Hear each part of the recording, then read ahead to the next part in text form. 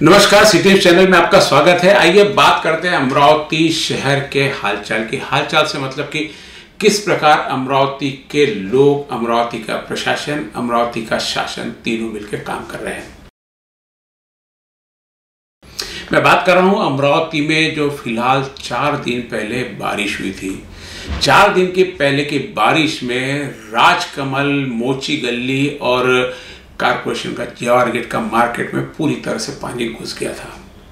मोची गली का पानी समझ में आता है, जवाहर गेट का समझ में आता है, लेकिन जो राजकमल की ऑटो गली में पानी घुसा था वह निश्चित रूप से प्रशासन की लापरवाही, शासन की नासमझी और व्यापारी की परेशानी, इन सब चीज को मिलाकर सारा चीजों का भुगतान वहाँ के जो रहवासी लोग हैं और वहाँ के जो व्यापारी वर्ग है, वह व्यापारी वर्ग जो सरकार को सब प्रकार का टैक्स देते हैं, महानगर पालिका को अपने हाउस का टैक्स देते हैं, दुकान का टैक्स देते हैं, रोड का टैक्स देते हैं और इनकम टैक्स भरते हैं, जीएसटी देते हैं। जितनी भी प्रकार के सरकार के टैक्स होते हैं जिनसे सरकार चलती है, वे सारे लोग वहाँ के हैं।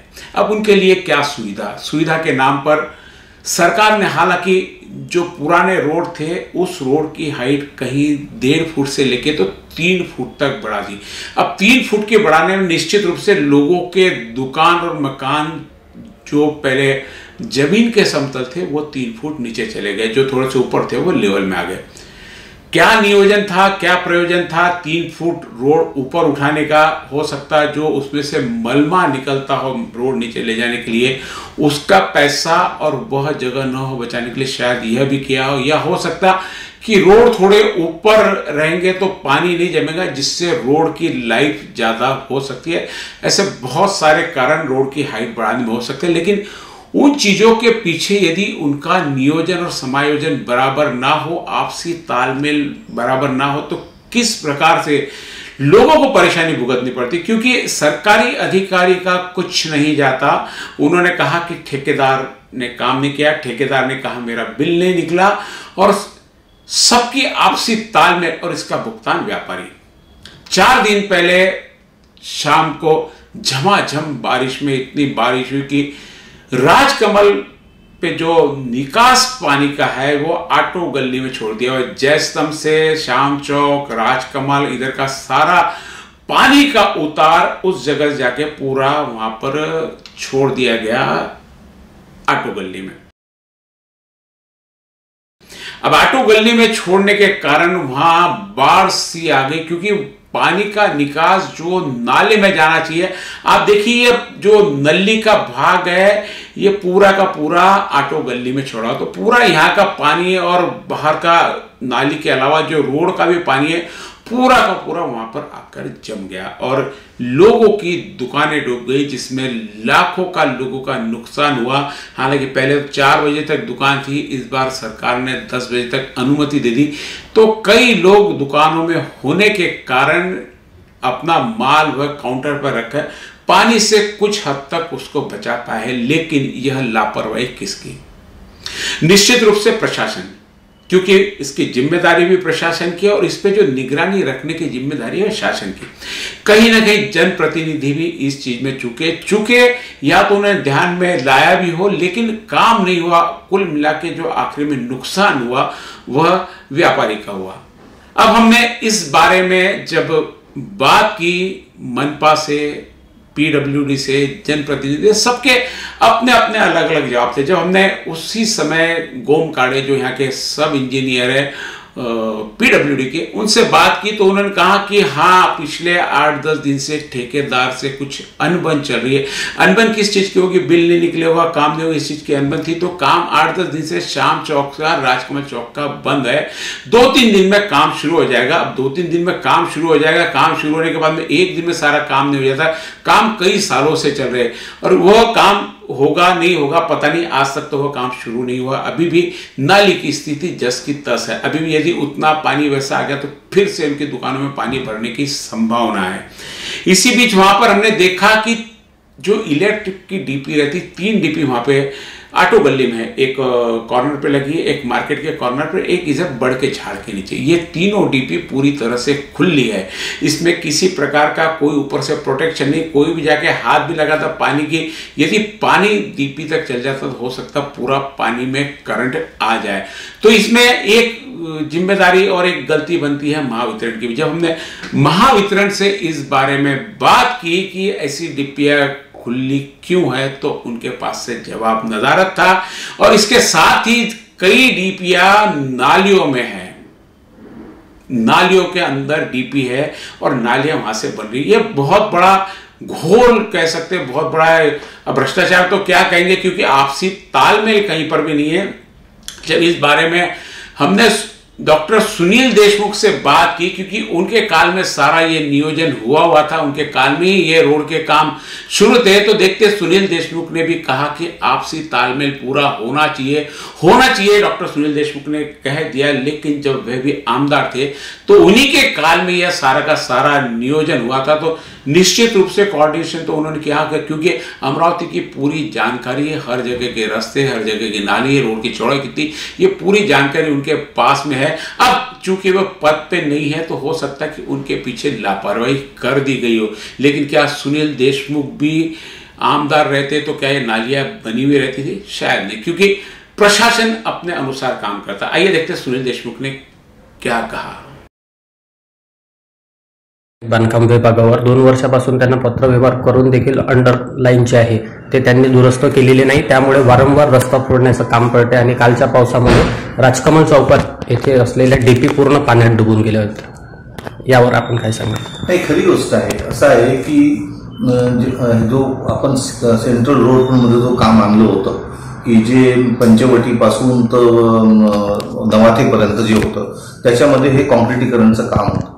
तुम्ही जर पाहिलं असेल की जेव्हा मी जनप्रतिनिधी म्हणून कार्यरत होतो तेव्हा कोणतेही काम सुरू करण्याच्या पहिले एक बैठक बोलवायचो, दर 15 दिवसांनी एक 20 मिनिटांची बैठक बोलवतो, ज्याच्यामध्ये सर्व म्हणजे PWD, MACB, टेलिफोन, पोलीस किंवा सगळे विभाग ज्याचे एकमेकाचे संलग्न आहेत यांच्यासोबत बसून त्याचं प्लॅनिंग करून सगळ्या गोष्टी आपण समोर करायचो। गेल्या 2 वर्षापासून असा कोणताही प्रयत्न झाला नाही, त्याच्यामुळे असं दिसतं आहे की सगळा गोंधळ उडालेला आहे।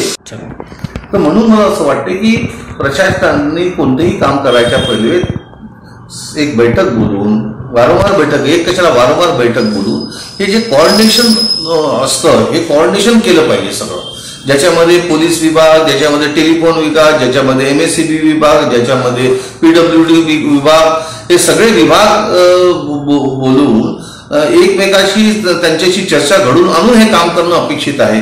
जेव्हा हे असं घडत नाही तेव्हा अशीच परिस्थिती निर्माण होते, कोणाचा पायपस कोणाच्या पायात राहत नाही आणि लोकांना त्याचा त्रास सहन करावा लागतो। मला असं वाटतं की मी हे आता जे पत्र पाहिलेलं आहे, तुम्ही पाहिलं असेल 2020 नंतरच आहे। 2020 पूर्वी अशी परिस्थिती नव्हती, 2020 नंतर खरं तर जनप्रतिनिधी याच्यात लक्ष घालून हे कोऑर्डिनेशन बरोबर करायला पाहिजे होतं, त्याच्यामध्ये त्यांना ते करता आलं नाही, त्याच्यामुळे ही परिस्थिती निर्माण झाली। तरी मी जिल्हा प्रशासनाशी बोलून याच्यातून मार्ग काढण्याचा प्रयत्न करेन। ये थे डॉक्टर सुनील देशमुख, जिन्होंने पूरी तरह से आपसी तालमेल का अभाव बताया। निश्चित रूप से आपसी तालमेल का अभाव तो है ही। अब तालमेल का अभाव, एक दूसरे पे पूरी बातें टोली है।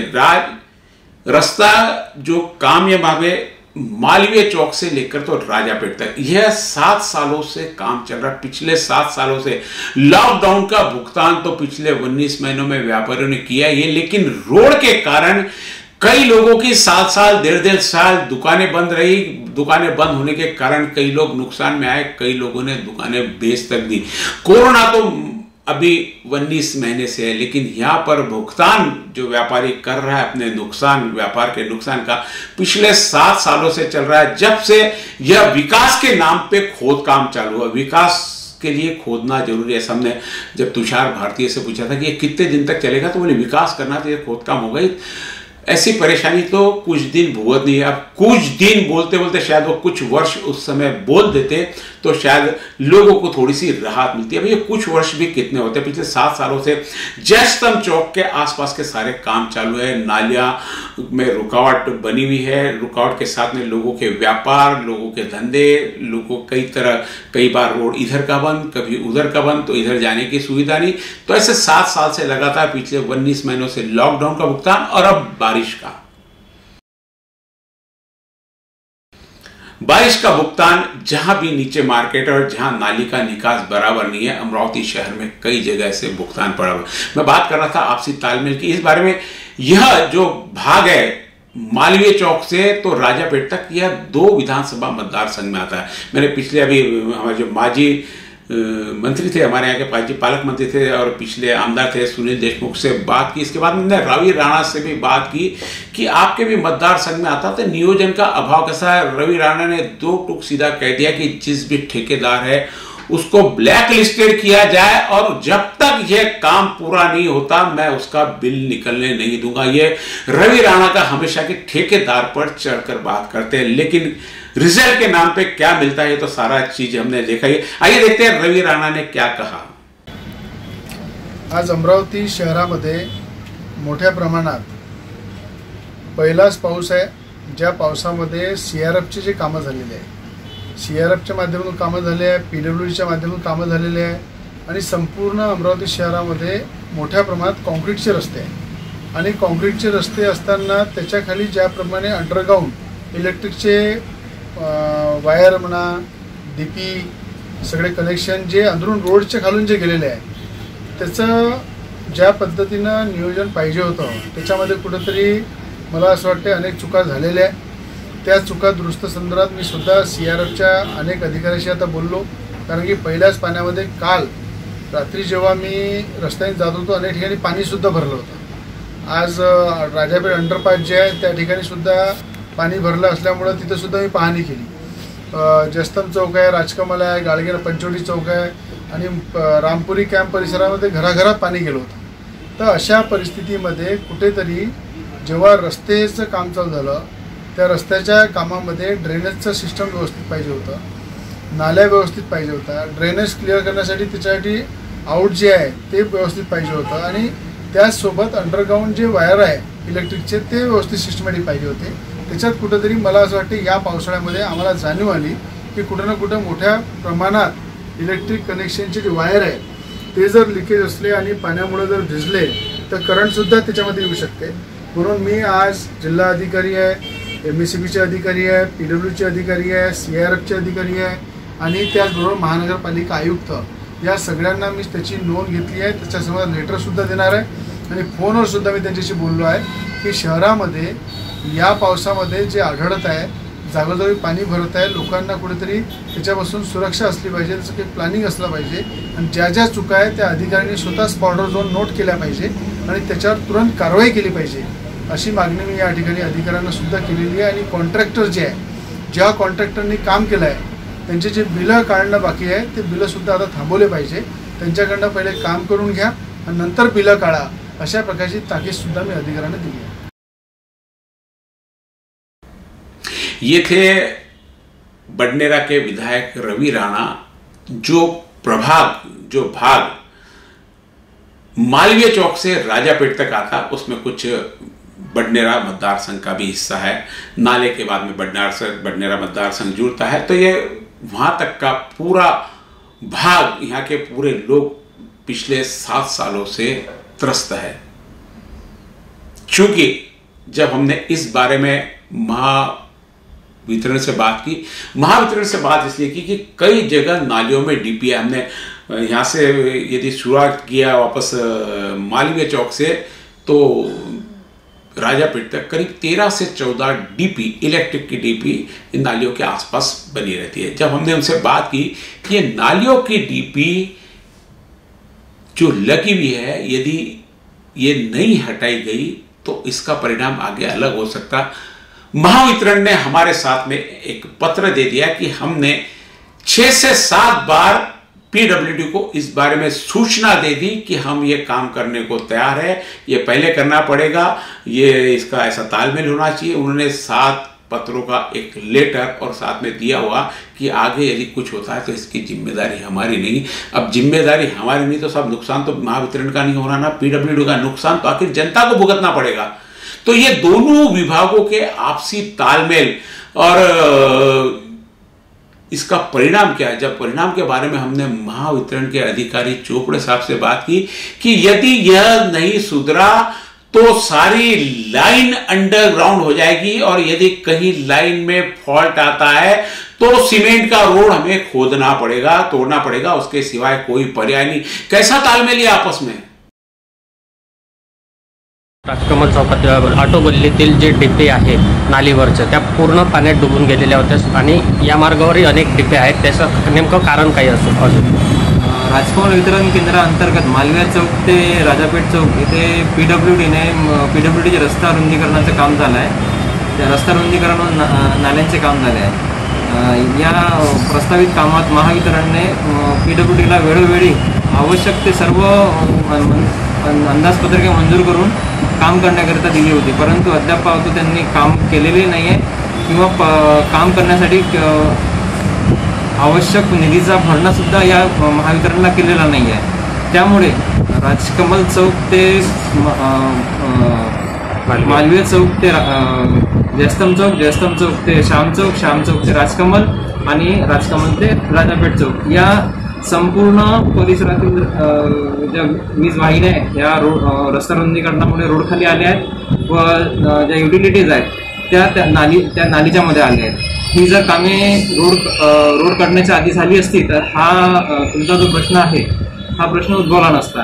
पीडब्ल्यूडीच्या ही कामे न केल्यामुळे या अडचणींना महावितरणला सामोरे जावं लागते। भविष्यात या रोड खाली दबलेल्या वाहिन्यांमध्ये काही बिघाड आल्यास आपल्याला काम करण्यात काय आताची कंडिशन पाहता तुम्हालाही माहिती आहे रोड फोडणे तर शक्य नाही आहे, त्याच्यामुळे हे जी नवीन इलेक्ट्रिफिकेशनची कामे आहेत ही लवकरात लवकर करणे गरजेचे व आवश्यक झालेले आहे। एक संस्था जब काम कर रही है, जैसे डॉक्टर सुनील देशमुख ने कहा कि कई सारी संस्थाएं, टेलीफोन विभाग है, वाटर सप्लाई विभाग है, उसके बाद में एमएससी भी है, कई लोगों के अभी फाइबर केबल नीचे से गई है।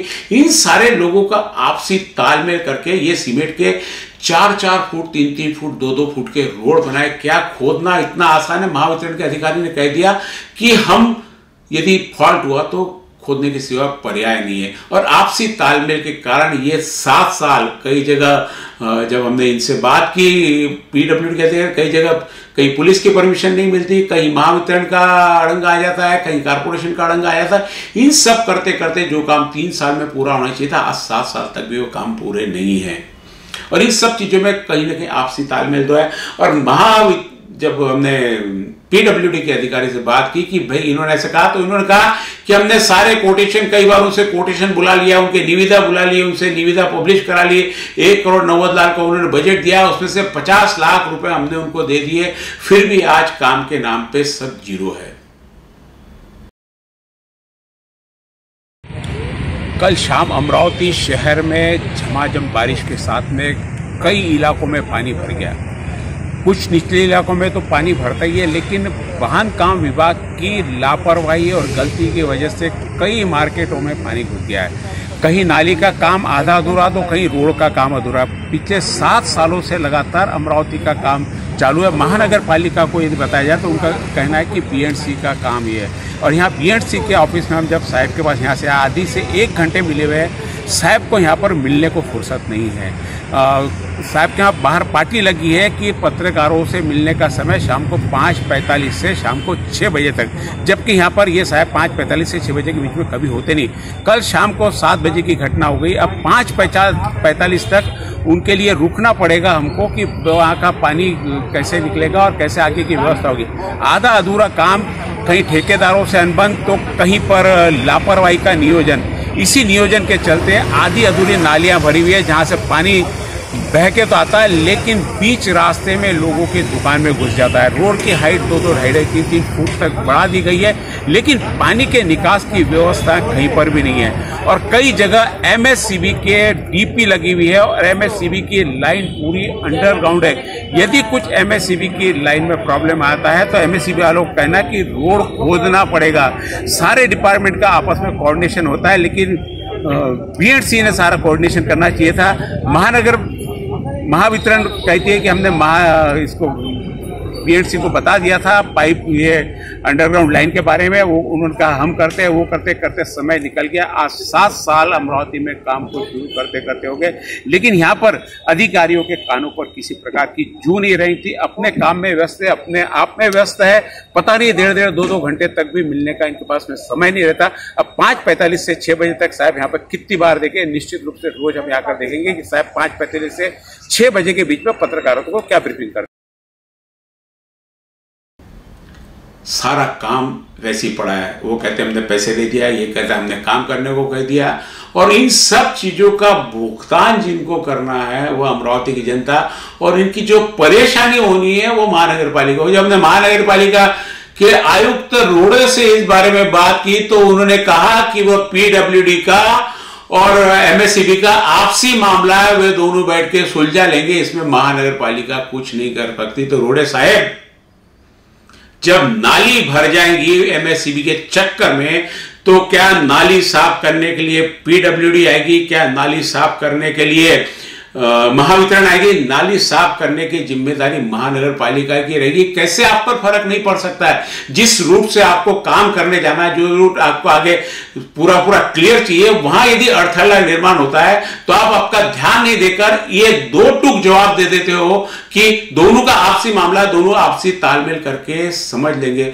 सारी जनता। क्योंकि तीनों अधिकारी है, मनपा के अधिकारी है, इधर प्रशासन के, पीडब्ल्यूडी के है, महावितरण के है, टेलीफोन वालों का चलो होते रहता है, चलते रहता है। इन तीनों अधिकारियों के कारण जो नुकसान जनता को होना, किसी को, तीनों को चिंता नहीं। तीनों एक दूसरे के ऊपर आरोप कर रहे हैं। जनप्रतिनिधि एक कहता है कि इनका लाइसेंस कैंसिल करो, इनके बिल नहीं निकलेंगे, और दूसरों ने कहा कि इनका आपस में तालमेल होना चाहिए था, ऐसा नहीं होना चाहिए था। हो गया, अब क्या? अब तो कुछ करना चाहिए। रोड़े साहब क्या कहते सुनिए। मध्ये मालवीय चौक ते राजापेठ हा नॅशनल हायवेचा पार्ट आहे। सार्वजनिक बांधकाम विभागाकडून या रोडचं काम चालू आहे। ह्या रोडचं जे काम आहे ते वेगाने पूर्ण करावं या संदर्भात महानगरपालिकेने वारंवार सार्वजनिक बांधकाम विभागासमोर पत्रव्यवहार केला आहे आणि त्याचा पाठपुरावा सुद्धा आम्ही करतो आहे। आता आपण जे बोललात की यामध्ये एमएससीबी किंवा इतर ज्या काही युटिलिटीज आहेत त्या शिफ्टिंगच्या संदर्भात आपण या ठिकाणी प्रश्न उपस्थित केला होता। हा पीडब्ल्यूडी आणि महावितरण या दोघांमधला विषय असल्यामुळे मी यावर फारसं भाष्य करणं योग्य नाही, परंतु माझं एवढंच त्या दोन्ही विभागांना विनंती आहे की त्यांनी हे काम लवकरात लवकर पूर्ण करावं, जेणेकरून इथे ट्रॅफिक जाम होणार नाही आणि नागरिकांना त्रास होणार नाही। रोड़े साहब ने तो कह दिया कि यह दोनों का आपसी मामला है, दोनों बैठकर सुलझा लेंगे, लेकिन रोड़े साहब जिस दिन नाली पूरी जाम हो जाएगी, निश्चित रूप से आप यहाँ नहीं होंगे, आपकी भी ट्रांसफर हो जाएगी, कहीं ना कहीं आप रहोगे। आने वाला यही कहेगा कि पिछले आयुक्त को नहीं समझता था क्या कि ये सारी क्लियर कर है। उस समय क्या जवाब देंगे? जनप्रतिनिधि भी क्यों खामोश है पता नहीं, या तो उन्हें समझता नहीं है सारी चीजें, या किसी और कारण दबाव में वो लोग खामोश है। क्योंकि दिख सबको रहा है, पानी मार्केट में भरा सबको दिखा, रोज वहां से जिस जगह से है वहां से हर जनप्रतिनिधि, महापौर, सभापति, उप महापौर, सारे के सारे उस रास्ते से गुजरते हैं। कैसे नहीं समझ में आता कि रोड इतने दिन से खुदा हुआ है, जयस्तंभ इतने दिन से खुदा हुआ है, श्याम चौक इतने दिन से खुदा हुआ है, कई दिन तक सिटी लाइब्रेरी का रोड बंद रहा, अभी भी वहां पे कई इसकी थप्पी पड़ी है पेविंग ब्लॉक्स की, वो हटी नहीं है, रोड साइड के लिए नहीं है। और इसमें सबसे बड़ी रोल तो पुलिस का है, जिसके लिए मैं आपको अलग बताऊंगा। रोड में कहीं जगह नहीं है, बीच में लोग गाड़ी खड़ी करे जाए तो उठा के वो वहां पर बना के ले अपने ऑफिस में लेके जाते, जाओ उनके 200-300 रुपए भरो, गाड़ी छुड़ा के लो। अलग मैटर, इसका तो बहुत बड़ा एक खंडी वसूली के नाम से इसको अलग एपिसोड में आपको सारी चीजें बताऊंगा कि किस प्रकार से पुलिस लोगों से जबरदस्ती पैसा वसूल करती है। लेकिन अभी बात चल रही है महानगर पालिका,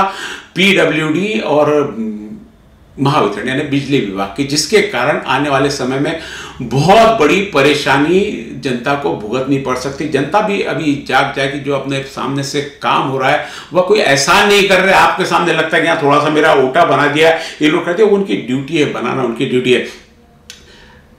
मालवीय चौक से लेकर तो राजापेट तक जितनी नालियां अभी भी आधी अधूरी बनी हुई है, रोड भी आधा अधूरा बना हुआ है। ये देखिए सारे जगह, कई जगह खोद काम, कई जगह मलमा पड़ा है, तो कई जगह नालियां जिस पर ढक्कन लगाना चाहिए ऐसे ढक्कन लगा के चले गए। हो सकता है कई जगह के ढक्कन लोग उठा के लेकर चले जाए, और क्वालिटी काम की कोई इस पर नजर रखने वाला नहीं है। हमने जब अमरावती महापौर से बात की तो उन्होंने भी कहा कि यह बीएनसी का मामला है। अब क्वालिटी अमरावती में खराब हो रही, महापौर साहब पहले नागरिक है, जिम्मेदारी बनती है कि अमरावती के सब लोगों को सुविधा बराबर मिले। जनप्रतिनिधि सभी, कोई ऐसे जनप्रतिनिधि के जो राजकमल से, श्याम चौक से, जिनको गुजरने का काम नहीं पड़ता, हो सकता है कांच गाड़ियों के बंद रहते हो, इसी गाड़ी में बैठे हो, शायद आसपास की ये सारी चीजें नजर नहीं आती। नजर आती कैसे, जब जनप्रतिनिधि निकलते हैं तो सारा महकमा रोड खाली करने में लग जाता, गाड़ी सीधे पास हो जाती। कभी आम नागरिक की तरह किसी के स्कूटर पे पीछे बैठकर यदि इस रोड से गुजरे जनप्रतिनिधि तो उन्हें पता लगेगा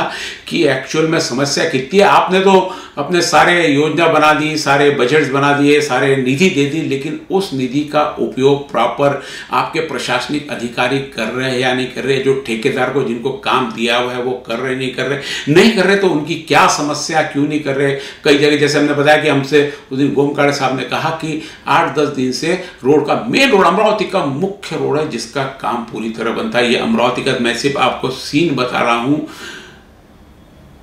मालवीय चौक से लेकर तो राजापेट तक का, जहां सारी परेशानी और सबसे ज्यादा ट्रैफिक अमरावती का यहां पर। अब सबसे ज्यादा, वापस मैं उसी पे आता हूं, गाड़ियां चालान बनाने के लिए ये से उठाई जाती है। तो यह सब कब होगा?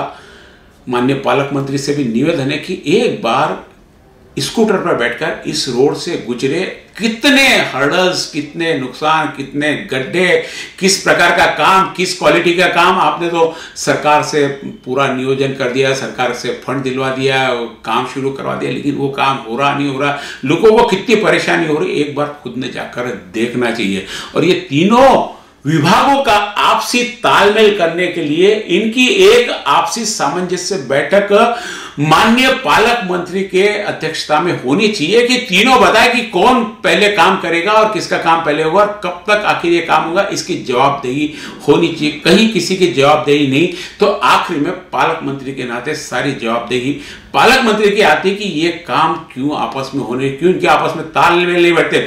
कभी वो कहते कि एमएससीबी ने काम नहीं किया, एमएससीबी वाले कहते कि हमने पीडब्ल्यूडी को दिया, पीडब्ल्यूडी वाले बोलते जल निस्तारण वालों का काम है उनका। सारे लोग एक दूसरे से, क्योंकि रोड का खोद काम के लिए कई बहुत सारे, जैसे डॉक्टर सुनील देशमुख ने बताया कि कई बहुत सारे डिपार्टमेंट है जिनकी लाइन अंडरग्राउंड और रोड के नीचे से जाती है। और ये सीमेंट का रोड फोड़ना कोई आसान बात नहीं है। पहले डामर के रोड होते थे, कच्चे रोड हुआ करते थे।